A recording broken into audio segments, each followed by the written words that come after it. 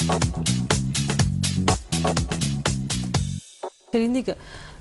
хүний нөөцийн сургалтыг шийдэх хэрэгтэй гэдэг юм уу? Байгууллага тодорхой сургалт авах хэрэгтэй гэдэг үү? За удирдлагуудаас эхлэх хэрэгтэй юу?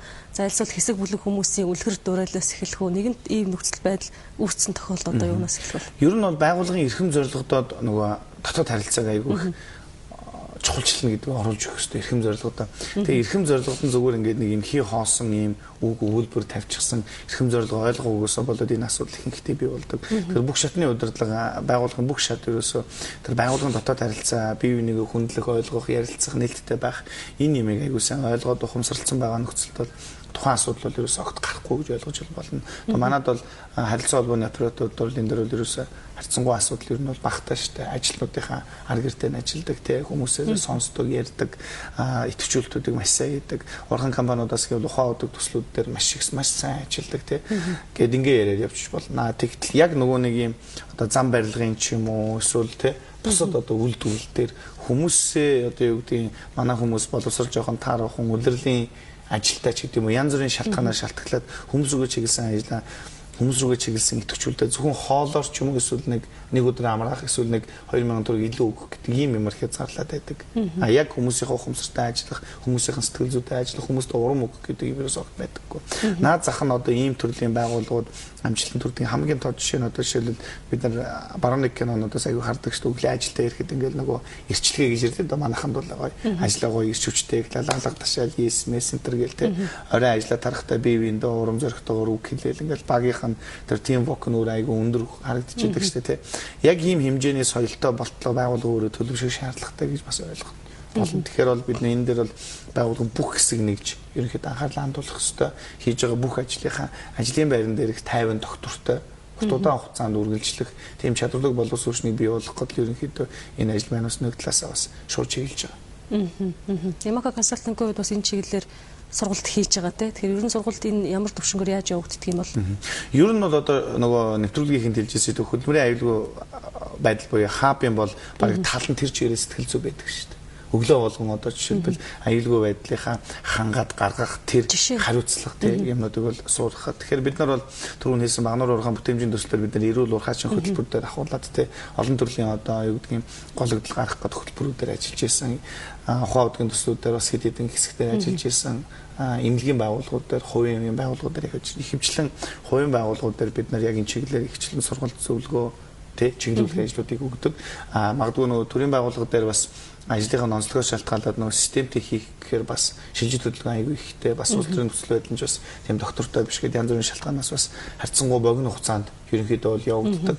Яг нь ер нь бол заавал яг энэ сэдвийг хүндэхгүй байсан ч гэсэн эргээд Lady to Ямака институтээс сургалт авч байгаа байгууллагууд одоо сургалтын сэдвүүд дотор бид нар нөгөө хандлагын сэдвийг зоож өгөхдөө байгууллагын дотоод харилцаа өөрөө ажилтнуудын сэтгэл зүй өөрөө маш чухал юм шүү гэдгийг бид нар сургалт болгондоо шингээ хийх аягүй хэмжээр хичээдэг. Тэгэл одоо жишээлбэл өнөө өглөө одоо сохо тавилгын дэлгүүр гэл аягүй олон сургалт байгууллагуудын гэрээ сургалтуудын хамгийн сүүлийн цагууд нь явхад хүртэл одоо яг ажиглалтай ажлын байр тийм ажлын байрнаасаа таашаал авах ажил дээр бие биенийг дэмжиж ажиллах гэдэг яг ийм чиглэлийн хичээлүүдээр хүртэл хаагаад тэгээ хүмүүсээс сэтгэл сонсоход бол нэг зүйл аягүй хорч ирдэг юу гэхээр яг сургалтын зөвхөн үйлчлэгээний ч юм уу бүтээмжийн ч юм уу борлуулалтын сургалт байсангүй бидний дотоод харилцаа ч гэсэн аягүй их нээлттэй ийдэг зөөлөм тийм боллоо гэж хэлдэг. Яг тэгэхээр манайх өөрсдөө сургалтын зохион байгуулалтаа хүртэл яг тэр чиглэл рүү аягүй хандуулж хүмүүсийн хоорондын харилцааг их нээлттэй болгох гэдэг чиглэлдэг. Ерөнхийдөө албан байгууллагуудыг анзаарч хахад нэг дийлэнх байгууллагууд нэг ийм юу байдаг шүү дээ. Би яагаад заавал чинь хүний сэтгэл зүйтэй ажиллах хэрэгтэй. Тэгээд чадахгүй бол явал та дараагийн хүн чинь байж лээ шүү дээ гэж. Тэгэхээр магадгүй өнөөдөр бид нар байгууллагын ажлынтаа сэтгэл зүйн тухай ярьж байна. Яг ингээд тоочны ингээд дуртаад хэлвэл яагаад байгууллагын ажлынтаа сэтгэл зүйн чухал юм бэ? За шууд хэлэх юм бол энэ үнэхээр байгууллага бүтээмжүүд тэмүүлж байгаа бол нэгдүгээр энэ сэтгэл зөвлөөр аягүй чухал. Яагаад гэвэл сэтгэл зүйн хүчтэй, эерэг, доктортой үед бол хүнээс бүтээмж гардаг. Бид энэ бол маш сайн мэднэ. Нөгөөтэйгөр доктортой сэтгэл санаа нь тайван эерэг сэтгэл зүйтэй ажиллаж байгаа хүнээс гарч байгаа нэг цагийн бүтээмж бухимдаад гарч байгаа хүний тарих толгойн өөрийнх нь ачаалал шийдэл нь өөрөө тэтгэдэг ойлгомжтой хоёр асуудал байгаа шүү дээ. Энэ бол чухал. Нөгөө талаас байгууллагын дотоод соёл энэ харилцааны асуудал нь энэ энэ сэтгэл зүйтэй өөрөө шууд холбогддог. Тэгэл магадгүй даргадаа загнуулснаасаа болоод бухимдчихсан. Тэгээ тэр сэтгэл зүйд давж ажиллах одоо сэтгэл зүйн бэлтгэл байхгүйгээсээ болоод гаднаас орж ирж байгаа хэрэглэгчтэй таархан харилцсан. Ингээд шууд утгаараа борлуулалт байхгүй. Шууд утгаараа борлуулалт байхгүй. Эсвэл дарга нь жоохон юу гэдэг нь хүндэтгэлгүй ханддаг, хүмүүсээ тоодгүй. Тэгэхээр нөгөөдөл нь бас буцаагаад нөгөө харилцагч нараа тоодгүй. Ингээд логик нь хөврөө явуучвал тэр чигээр хөврөө явчихна. Нөгөө талаас компани өөрийнх нь нөгөө нийгмийн хариуцлага гэж хүмүүсийг ярих дуртай болчихлоо шүү дээ. Энэ нийгмийн хариуцлага гэдэг зүйлийн хүрээндч тэр эргээд компани үнэхээр нийгэмдээ хариуцлагатай ажиллаж байгаа юм бол эргээд ажилтнуудаа ч гэсэн эргээд аягүй сайн сэтгэл зүйтэй байх хэрэгтэй. Ажилдаа дуртай ирдэг.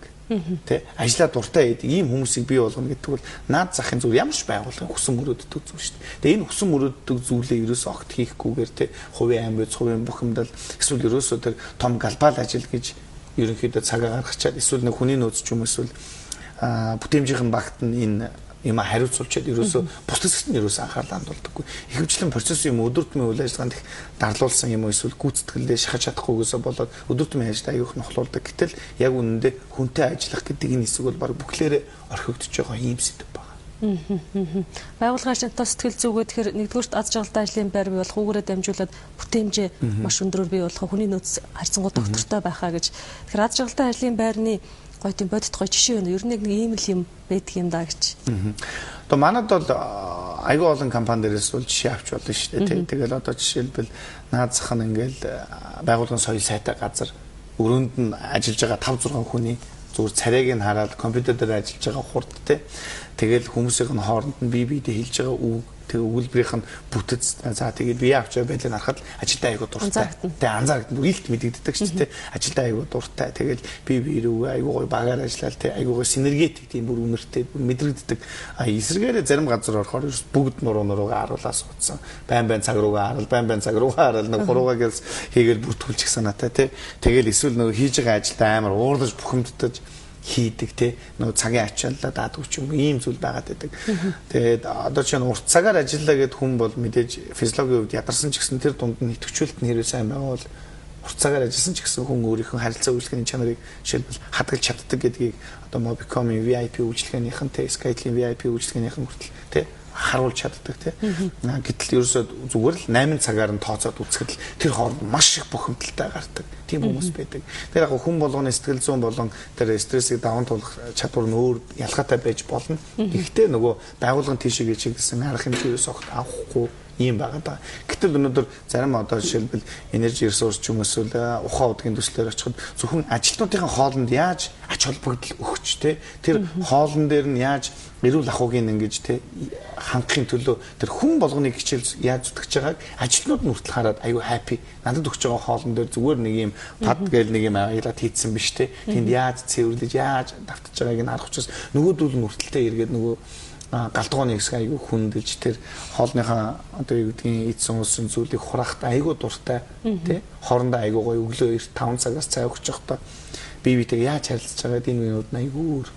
Тэгэхээр бол эндээс бол маш олон жишээг харж байна. Тэгээ заавал яг энэ байгууллагын сэтгэл зүй гэдэг сэдв хүндэхгүйгээр ч гэсэн бид нар зөвхөн захын газруудаас ороход л ерөнхийдөө амжшгүй байдаг. За энийг зүгээр би нэг 4-500 ч юм уу 3-400 ажилтаа магадгүй энэ сэтгэл зүй манад ямар байдгийг удирдлага мэдэхгүй багт энийг ямар нэг судалгаагаар ч юм уу яг ямар мэдэх боломжтой юу? Боломжтой. Наад захын энгийн судалгаанууд байдаг шүү дээ. Байгууллагын ажилчдын дотоод сэтгэл хангамжийн судалгаануудын янз бүрийн аргачлалууд байгаа шүү дээ. Тийм судалгааны форматуудаар зөвхөн цалингийн үнэлгээ хийхгүйгээр те ажилтнуудад чиглэсэн мотивацууд хэр зэрэг бүтээлч хэр зэрэг үр дүнтэй болж байгааг те авсан ийм судалгаагаар авч болно. Нэгдүгээрт. Хоёрдугаарт байгууллага өөрийнх нь хүний нөөцийн шилжиж хөдөлгөөнд дүгнэлт хийгээд үзэх хэрэгтэй. Яагаад хүн тогтохгүй байна вэ? Энэ бол шууд удирдлагын арга барилтай холбоотой. Удирдлагын стратегтэй холбоотой. Хүний нөөцийнх нь өөрийнх нь бодлого нь одоо уртл төлөвшөөгүй. Тэгээд юу гэдгийг хүмүүс нь өөрсдөө тэр байгууллагын сэтгэл зүй хүчирхэг байх тал дээр огт ажиллахгүй ийм байгаатай холбоотой. Олон цаг ажиллах эсвэл олон өдөр ажиллах нь асуудлын гол нь ерөөсөө биш. Богино хугацаанд ажиллах нь ч биш. Хамгийн гол нь яг тэр ажиллаж байгаа цаг дээр байгаа тэр байгууллагын тэ уур амьсгалыг л яаж эерэг болохгүй гэдэг асуудал байна. Тэрс гоё байшинд, гоё цалинтай, гоё ажлын байран дээр байх нь ерөөсөө биш. Гэтэл зарим хүмүүс нэг байгууллагад аягүй удаан доктортой ажилласан хүмүүс байдаг. Ягаад тийм доктортой ийм ажиллах сонирхол төрж ийн гэхлээр нөгөө хүний чинь яг 50 доктортой ажиллах сэтгэл зүйн орчиныг бүрдүүлээд өчгөр нөгөө хүн чинь өөрөө тэндээ айгу доктортой ажиллаад байгаа. Тэгэхгүй нөгөө нэг хүний нөөцийн бодлогоч төр байгууллагын дотоод соёлын бодлогоч төр бүх юм нөрөө докторгүй байхаар уучлаарай ямар ч чадвартай хүн байна гэж тогтохгүй. Тэгээ эцсийн дүндээ хүний нөөцийн зах зээл дээр эдний байгууллага руу хүн тогтдоггүй. Эдний байгууллага дээр яагаад юу гэдэг амжилт гарахгүй байна гэдэг ийм асуудлыг тавиад захирал нь хүртэл гайхаад байдаг чинь манайд хүн тогтохгүй ингээд уучлаарай захирлаа энэ бол таны стратегтэй өөртөө ч холбоотой зүйл бүрэн хэмжээгээр нь өөрчлөхгүй бол энэ вирус огт өөрчлөлт гарахгүй. Тэр өндөр хүртээмж гаргаад гэж бодож байл ажлын сэтгэл зүйн зайлшгүй ажиллах ёстой юм байна гэж ойлгогдож шүү дээ тийм ээ. Тэгээ ялангуяа дундчны удирдах ажилтнууд бол энэ дөр маш чухал үүрэг гүйцэтгэх нь. Мэдээж нөгөө нэг удирдах одоо топ удирдлагууд хөрөнгө оруулагч нар бол яг хүмүүсийн сэтгэл зүйд бол анзаарч чадахгүй шүү дээ. Глобал ажлын тэргээ явцсан байгаа нөхцөлөд дундчны удирдах ажилтан одоо жиргэвч эрзэн болж байгаагийнхаа хувьд гүйцэтгэх удирдлага, дээд удирдлага хоёрын дунд жиргэвч болж байгаагийн хувьд хүмүүстэйгээ айгуугаа ярьдаг, хүндэлдэг, чиглүүлдэг, зөвхөн өөрөө гоё яригдахын төлөө биш те. Гоё бүтээлчээр ажиллаж чаддаг, бие биедээ заадаг, сургадаг ийм ажил. Тэгэхээр эргээд энэний хангаа харахад бол энэ хүний нөөцийн асуудлуудтай, багийн ажиллагааны асуудлуудтай тий байгууллагын дотоод харилцаа, байгууллагын дотоод соёлтой холбоотой гэдэг айгүй олон асуудлыг ингээ хамарч хөндөж ярьдаг юм байна. Тэгэхээр энийг бол стратегийн хүрээнд байгууллагын өөрийнх нь эрхэм зорилгот маш их ухаалгаар их системтэйгээр өөрийнхөө онцлог тохируулж шингээж өгөх ёстой ийм философи гэж ойлгож байна. За баярлалаа. Өнөөдөр бидний сэдвийг сонирхолтой байлаа байгууллагын дотоод сэтгэл зүй гэж энэ дээр нэмж хэлэх зүйл байна уу танд?